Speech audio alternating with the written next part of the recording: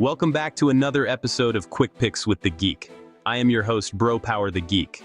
Next up, we got Tsuruya versus Luis Gurule. Flyweights don't get enough respect, man. These dudes fight like their controller batteries are permanently stuck on turbo mode. Let's talk. First up, we got Tsuruya coming in this fight with a record of 10-1.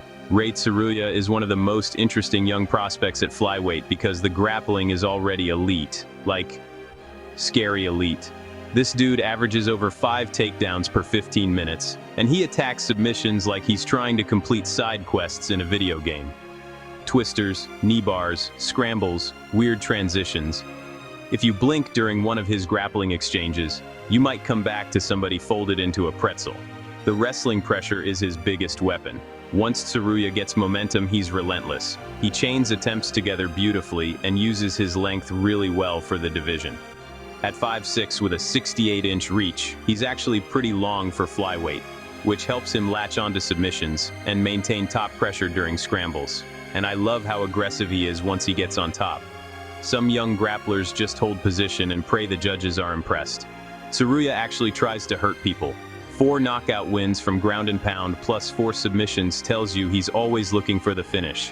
But there are definitely holes in the game right now. The striking defense is rough. 42% striking defense is not good, especially against a volume boxer like Gurule.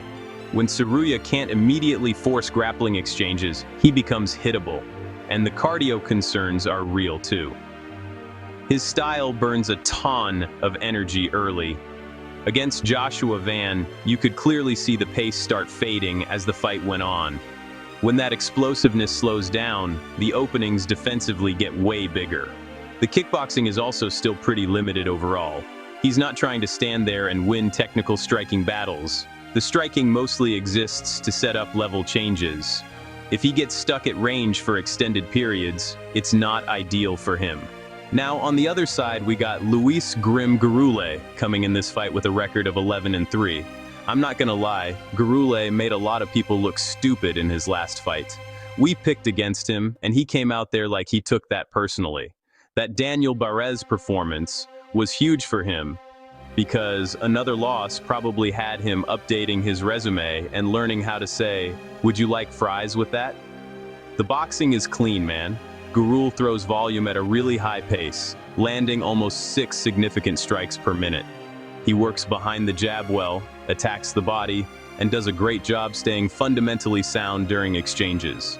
The wrestling background is legit too. State champion wrestler, Fargo placement. The grappling foundation is there even if it hasn't fully translated offensively in the UFC yet. What I do like is his scrambling ability. He doesn't panic in grappling exchanges and usually finds ways to work himself back into decent positions. Defensively, he's pretty solid too. 57% striking defense at flyweight while fighting this aggressively is respectable. When he's flowing, the head movement and high guard work really well together. But there are concerns here too. The size disadvantage is noticeable. He's only 5'5", with a 64-inch reach, so against longer fighters he sometimes has to leap into range to land combinations. Against a dangerous grappler like Tsuruya, crashing forward recklessly can become a problem fast. And despite the wrestling pedigree, the offensive takedown numbers in MMA haven't been great. 15% takedown accuracy is rough. The wrestling skill is there, but getting clean entries against UFC-level athletes has been harder than expected.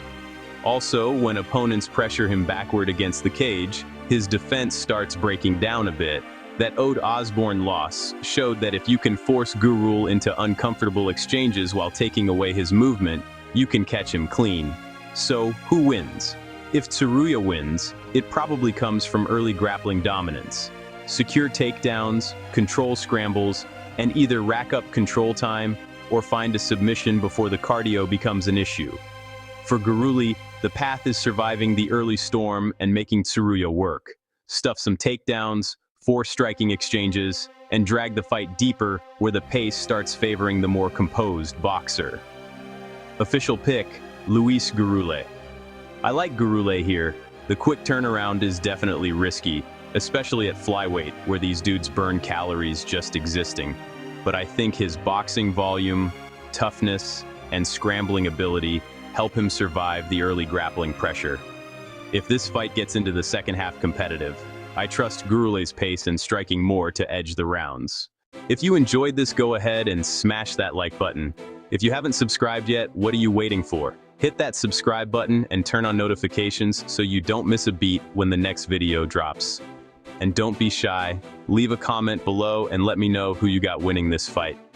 Let's see who really has the crystal ball around here. Until next time.